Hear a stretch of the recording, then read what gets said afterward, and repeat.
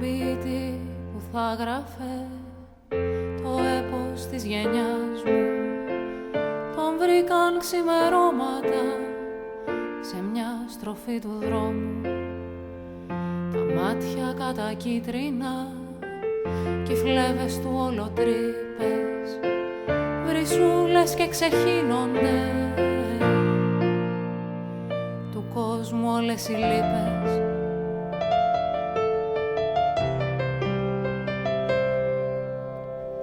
Γυμνή σε μια διαφήμιση στις πόλεις τις βιτρίνες, η μούσα του η ελεύθερη μαράζωνε από ανία.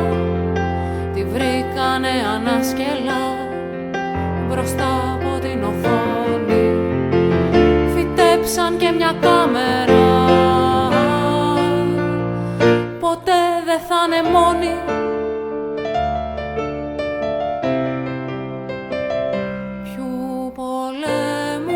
Ξεχνώ, είμαστε όλοι παιδιά με γερά υλικά κι αλυσίδες στα πόδια.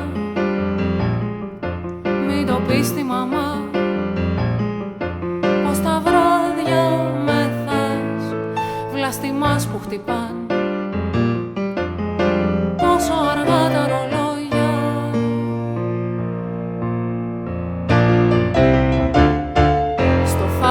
Και στον ερώτα σε μάθαν να πιστεύεις, γι' αυτό περήφανα σιωπάς ενώ σε σημαδεύουν.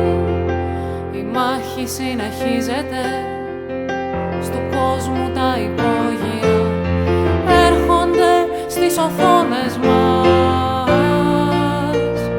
καινούρια επεισόδια.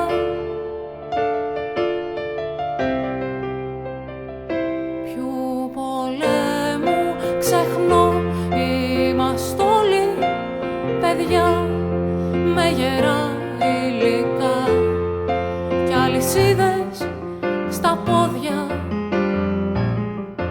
Μην το πεις στη μαμά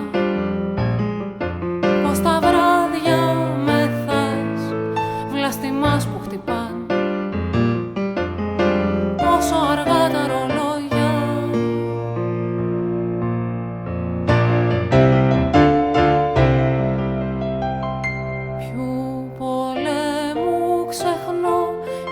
Είμαστε όλοι παιδιά με γερά υλικά κι αλυσίδες στα πόδια. Μην το πεις στη μαμά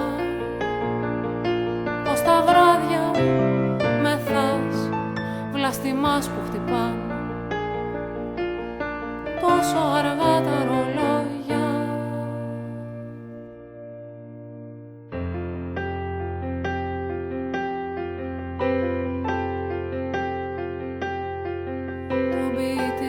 Που θα γράφει